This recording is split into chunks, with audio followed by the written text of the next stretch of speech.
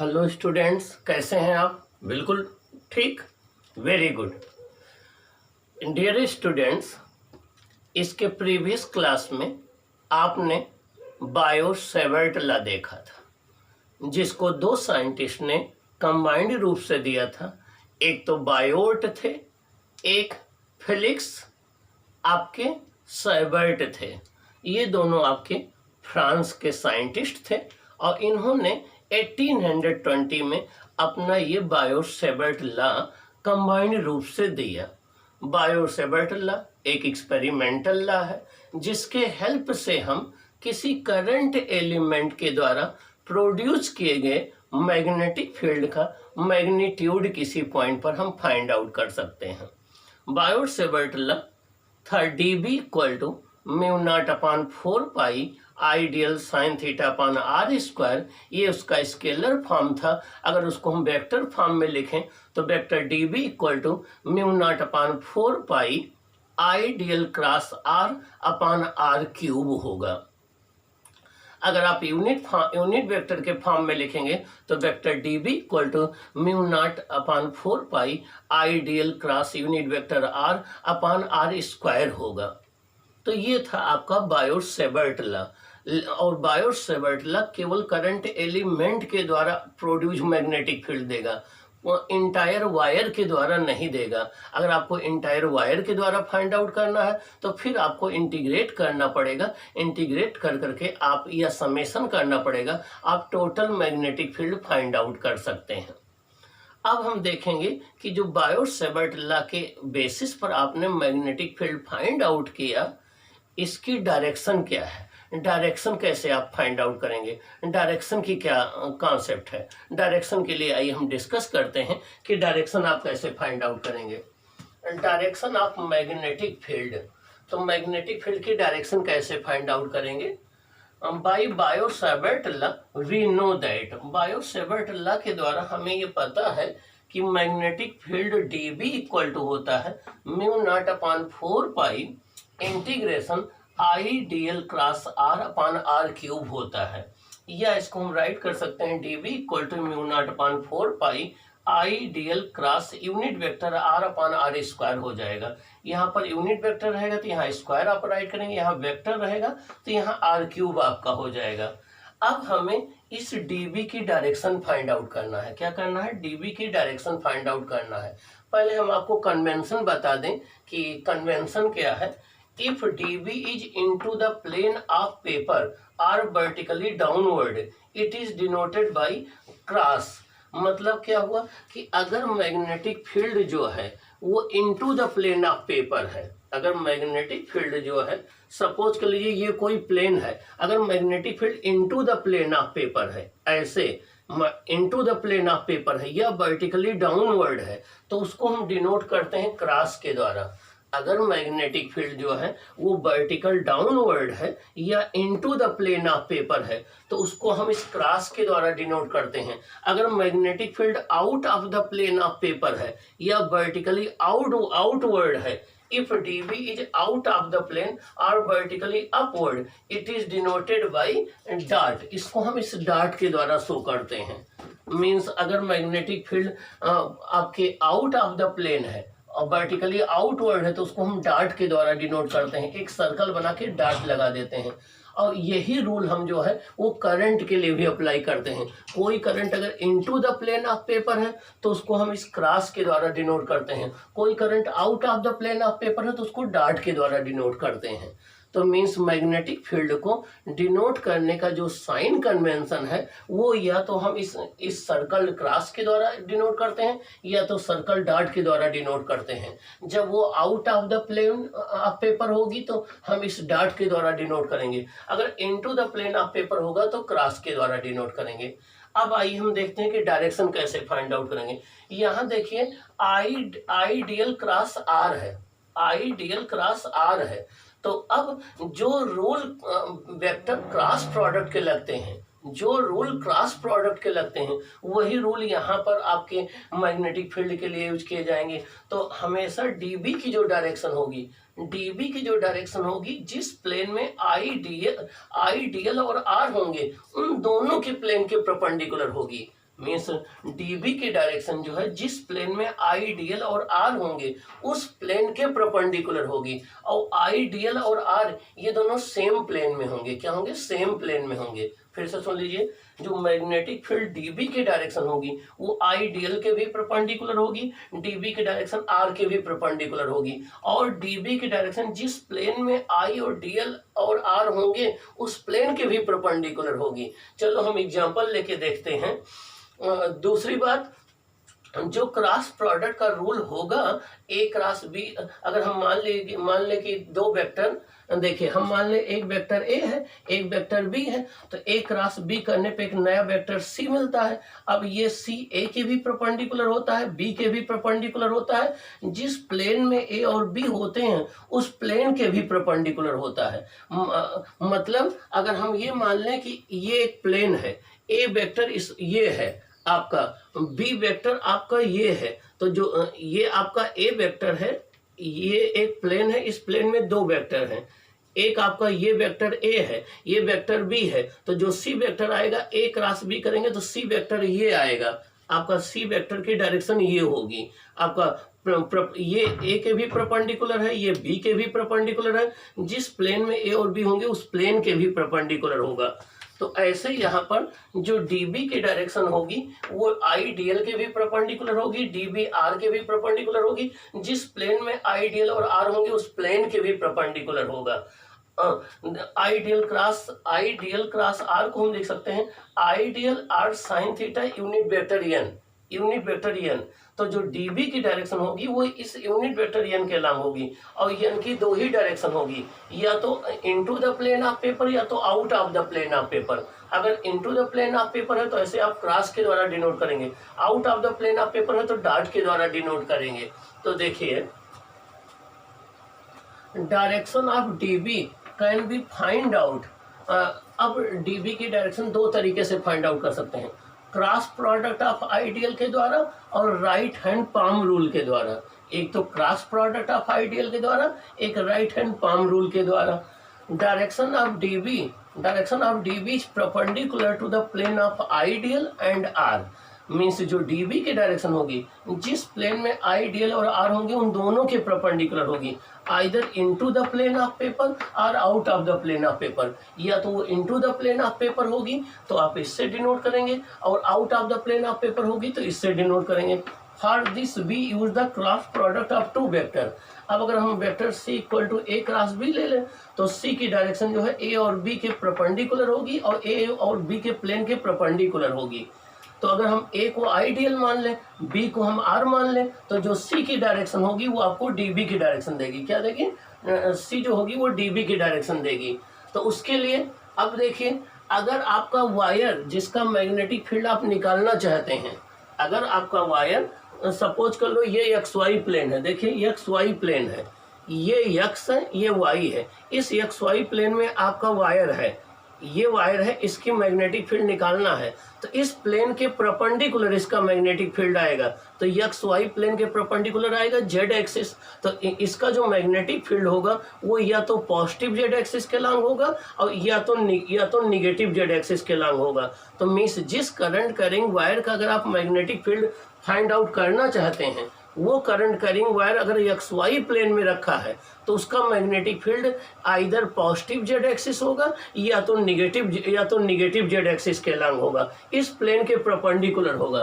तो अगर आपका current carrying wire X Y plane में है तो इसका मैग्नेटिक फील्ड डीबी की डायरेक्शन जेड एक्सिस के लॉन्ग होगी। अगर ये current carrying wire Y Z plane में है तो आपका मैग्नेटिक फील्ड एक्स एक्सिस के लॉन्ग होगा। अगर करंट कैरिंग वायर आपका जेड एक्स प्लेन में है तो मैग्नेटिक फील्ड वाई एक्सिस के लॉन्ग होगा।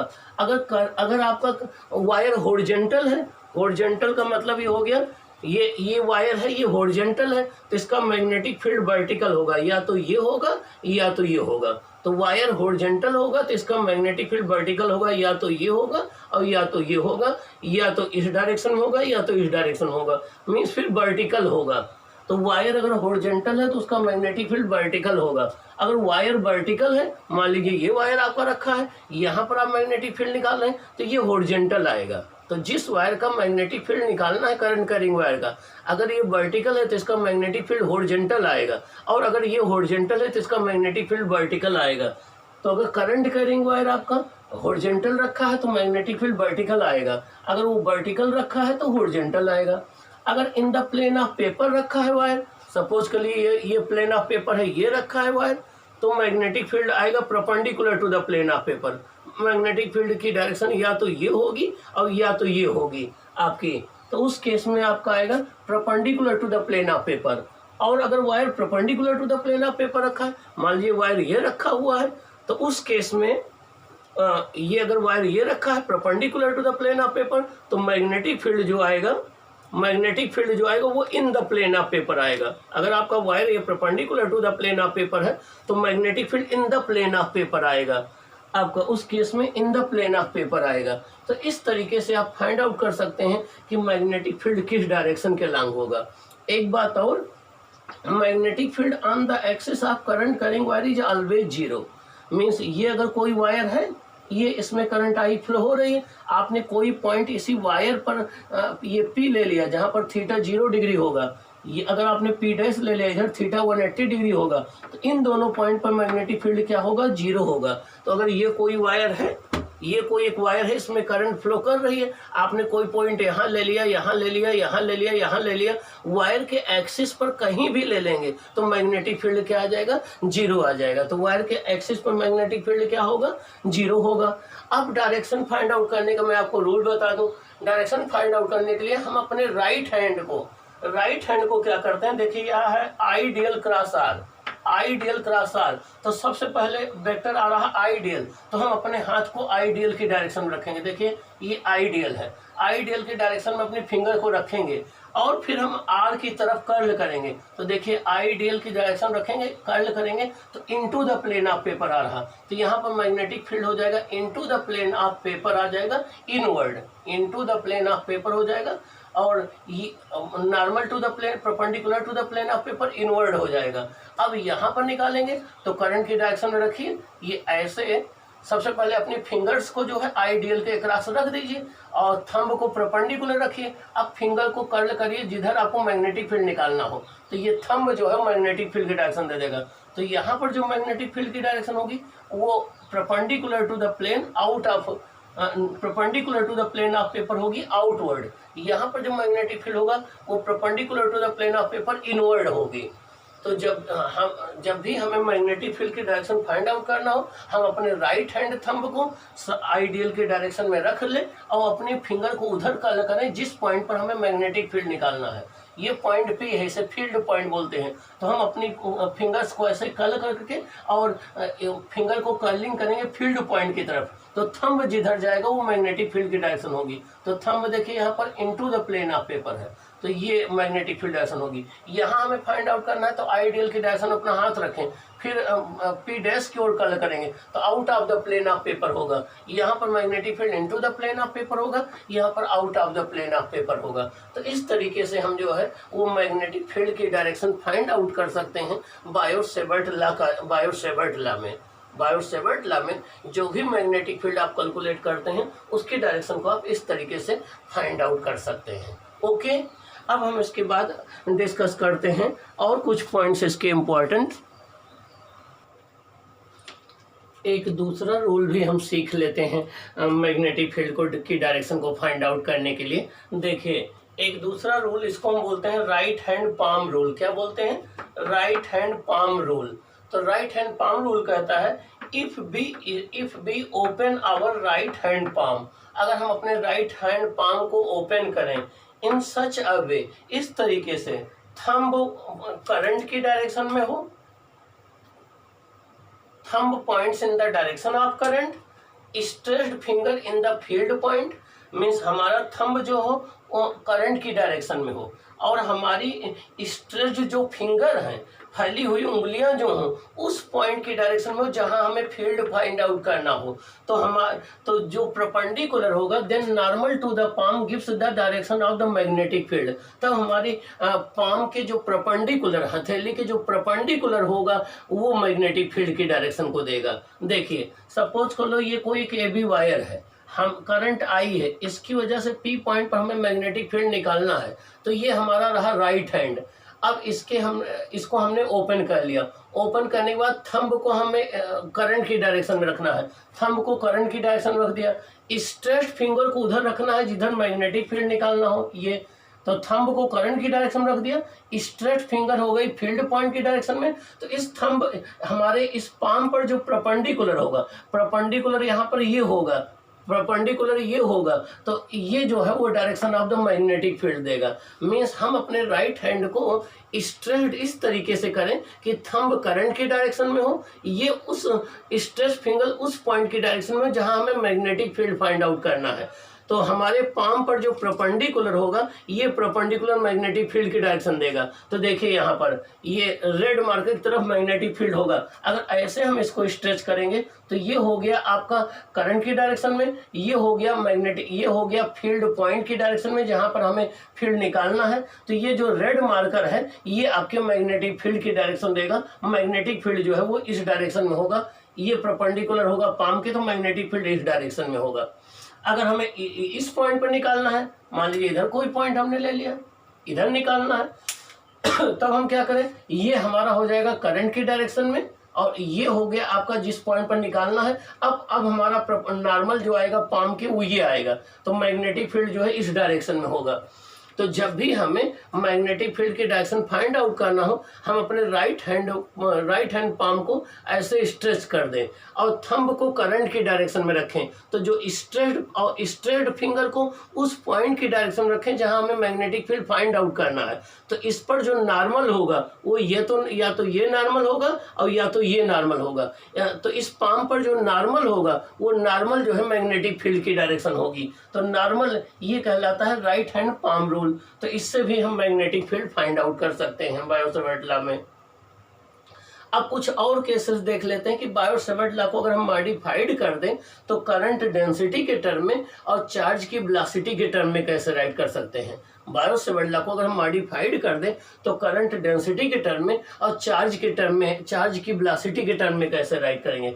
देखिए ये आपका करंट एलिमेंट है, ए इसका एरिया ऑफ क्रॉस सेक्शन है, डीएल इसकी लेंथ है और इसमें करंट आई जा रही है। तो ये करंट एलिमेंट है, ये करंट एलिमेंट है। इसका वॉल्यूम निकालेंगे तो वॉल्यूम होता है area of base into length, तो हो जाएगा ए इंटू डी एल। क्या हो जाएगा, ए इंटू डी एल। अब आपका मैग्नेटिक फील्ड है dB equal to mu naught upon 4 pi ideal sine theta upon R square है। DB equal to mu naught upon 4 pi ideal, इसको ए से हम मल्टीप्लाई कर दें, ए से डिवाइड कर दें, ए से मल्टीप्लाई कर दें, ए से डिवाइड कर दें, sine theta upon R square. तो डीबी इक्वल टू हो जाएगा mu naught upon 4 pi I upon A को एक साथ कर लीजिए, आई अपॉन ए हमने अलग कर दिया ये, और ए डीएल को एक साथ कर लिया। अब आप देखिए ए डीएल क्या है, वॉल्यूम है, आई अपॉन ए क्या है, current upon area, current density होती है, आई अपॉन ए करंट डेंसिटी होती है, ए इंटू डी एल ये वॉल्यूम होता है किसका, करंट एलिमेंट का, वॉल्यूम होता है किसका, करंट एलिमेंट का। तो आपका आ जाएगा D B equal to mu naught upon 4 pi, ये जे हो गया, आई अपॉन ए को हमने जे राइट कर दिया तो ये आपका जे हो गया, और आपका ए डी एल को हमने राइट कर दिया, ए डी एल को हमने डी बी राइट कर दिया, तो हो गया mu naught upon 4 pi J D B sine theta upon R square हो गया। अब अगर इसको हम वेक्टर फॉर्म में लिखें तो हो जाएगा D vector D B equal to mu naught upon 4 pi J cross R upon R cube into D B आ जाएगा। यहाँ पर डी बी क्या है, वॉल्यूम है किसका, करंट एलिमेंट का, जे क्या है, करंट डेंसिटी है, आर क्या है, पोजीशन वेक्टर है, डी बी क्या है, मैग्नेटिक फील्ड है।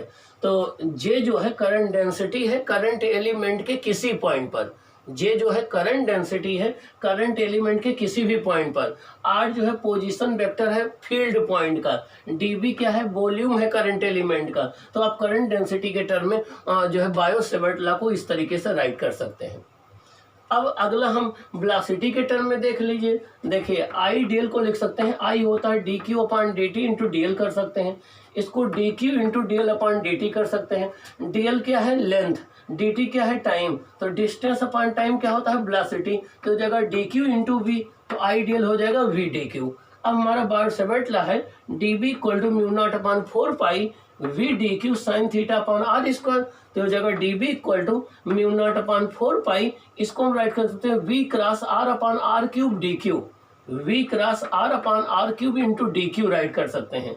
तो ये आपका जो ये v क्या है, वेलोसिटी है किसकी, चार्ज पार्टिकल की। जो कोई भी चार्ज है, कोई भी चार्ज dq वो अगर v वेलोसिटी से मूव कर रहा है तो इसके द्वारा produce magnetic field dv equal to हो जाएगा mu naught upon 4 pi v cross r upon r cube आ जाएगा। अब यहाँ से देखिए अगर वेलोसिटी v 0 हो जाए तो मैग्नेटिक फील्ड क्या हो जाएगा, 0 हो जाएगा। फिर से सुन लीजिए, अगर यहाँ पर वेलोसिटी v 0 हो जाए तो dv क्या हो जाएगा, 0 हो जाएगा। इसका मतलब ये हो गया कि मैग्नेटिक फील्ड तभी प्रोड्यूस करता है कोई चार्ज पार्टिकल जब वो मोशन में हो। अगर वो मोशन में नहीं होगा तो कोई मैग्नेटिक फील्ड प्रोड्यूस नहीं करेगा। अब यहाँ पर देखिए हमने म्यू नॉट यूज किया है, तो म्यू नॉट के विषय में बता दें। अब यहाँ पर 3 आपको मिलेंगे, एक म्यू नॉट मिलेगा फिजिकल क्वांटिटी, एक म्यू मिलेगा, एक म्यू आर मिलेगा। म्यू नॉट को बोलते हैं हम फ्री स्पेस या वैक्यूम की मैग्नेटिक परमिबिलिटी, ये absolute magnetic permeability of free space, इसको हम फ्री स्पेस की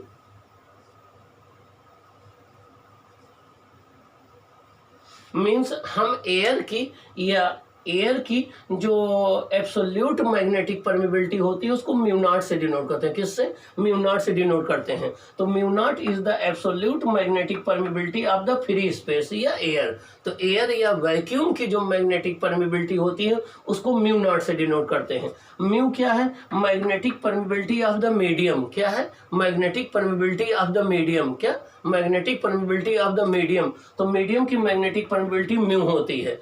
म्यू आर क्या है, ये म्यू आर इक्वल टू होता है mu upon mu naught. Mu R होता है म्यू अपॉन म्यू नॉट। इसको क्या बोलते हैं, relative permeability of the medium. क्या बोलते हैं, relative permeability of the medium. तो एक हो गया म्यू नॉट, एक हो गया म्यू, एक हो गया म्यू आर। म्यू आर होता है mu upon mu not, relative permeability of the medium होता है।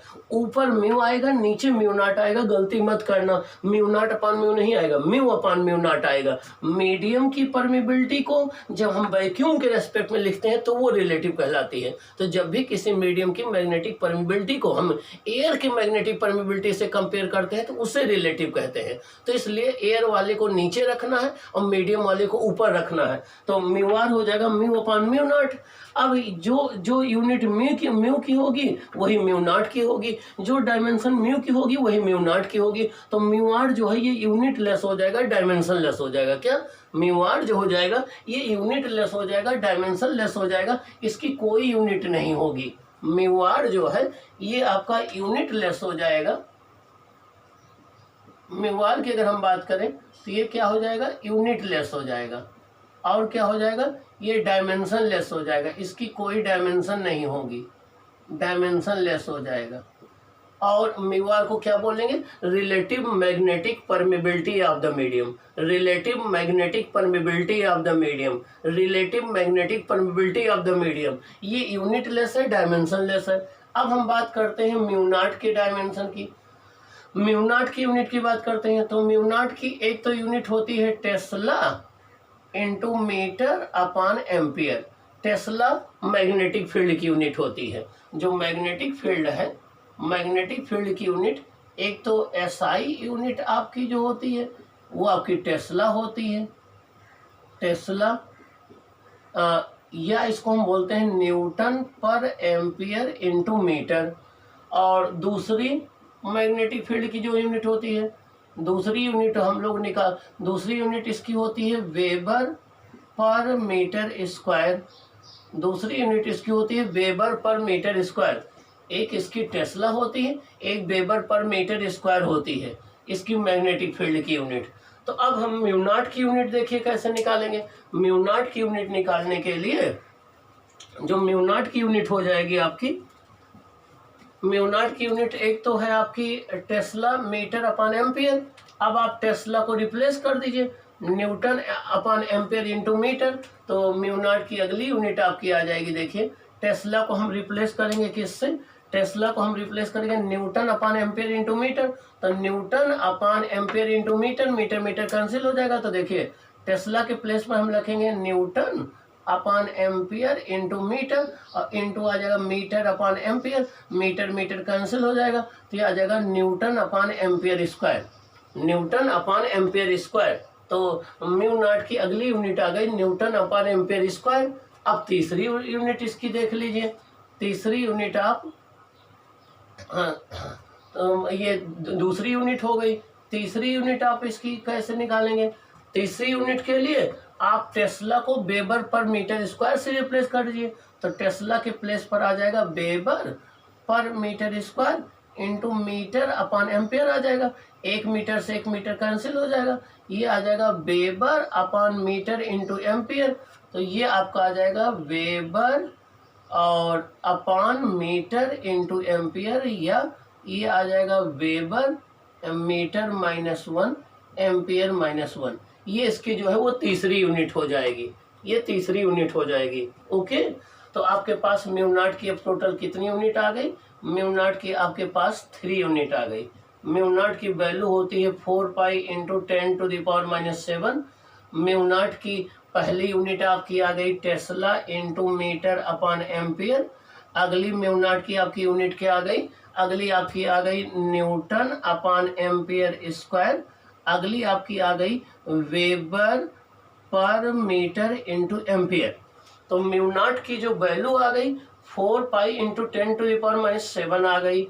म्यू नॉट की एक यूनिट आ गई tesla into metre upon ampere आ गई। म्यू नॉट की अगली यूनिट आ गई न्यूटन अपॉन एम्पियर स्क्वायर आ गई। म्यू नॉट की अगली यूनिट आ गई वेबर पर मीटर इंटू एम्पियर आ गई। ये आपकी म्यू नॉट की जो है वो डिफरेंट यूनिट हो गई। अब हम म्यू नॉट की डायमेंशन देख लेते हैं। म्यू नॉट की डायमेंशन आपकी यहाँ से देखिए, ये न्यूटन है, ये एम्पियर स्क्वायर है, ये न्यूटन है, ये एम्पियर स्क्वायर है। तो न्यूटन फोर्स की डायमेंशन होती है, तो फोर्स की डायमेंशन होती है mLT-2, और अपॉन ये करंट है, तो ये हो जाएगा a स्क्वायर। तो म्यू नॉट की डायमेंशन आ जाएगी mLT-2 a-2, ये mLT-2 a-2, ये म्यू नॉट की डायमेंशन आ गई। और जो यूनिट म्यू नॉट की होगी वही आपकी म्यू की होगी, जो यूनिट आपकी और जो डायमेंशन म्यू नॉट की होगी वही म्यू की होगी। और मैग्नेटिक फील्ड वाली यूनिट में एक बार फिर लिख दूं, मैग्नेटिक फील्ड भी जो होता है इसकी एक यूनिट होती है आपकी न्यूटन पर एम्पियर इंटू मीटर, दूसरी इसकी यूनिट होती है आपकी टेस्ला,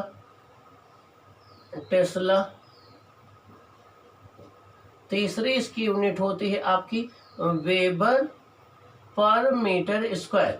तो मैग्नेटिक फील्ड की एक यूनिट न्यूटन पर एम्पियर इंटू मीटर होती है, एक टेस्ला होती है, एक वेबर पर मीटर स्क्वायर होती है। तो ये मैग्नेटिक फील्ड की डिफरेंट यूनिट होती हैं। ये सब एसआई यूनिट हैं, ये सब जो है वो एसआई यूनिट है, ये सब आपकी एसआई यूनिट है। अगर सीजीएस यूनिट की हम बात करें तो सीजीएस यूनिट जो बी की होती है वो गास होती है। क्या होती है? गास होती है, GAUSS, जिसको हम शॉर्ट में कैपिटल G से डिनोट करते हैं।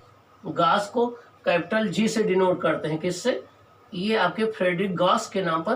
तो ये सीजीएस यूनिट क्या होती है? गास होती है। क्या होती है? गास होती है। और रिलेशन क्या होता है? रिलेशन होता है 1 टेस्ला इक्वल टू 10⁴ गास, 1 टेस्ला इक्वल टू 10⁴ गास। तो आपको यहाँ से 3 बातें याद रखनी है। एक मैग्नेटिक फील्ड की एक यूनिट होती है न्यूटन पर एम्पियर इंटू मीटर, अगली टेस्ला होती है, अगला वेबर पर मीटर स्क्वायर होती है। ये सब एसआई यूनिट होती हैं। और 1 न्यूटन पर ampere into metre equal to 1 tesla होता है।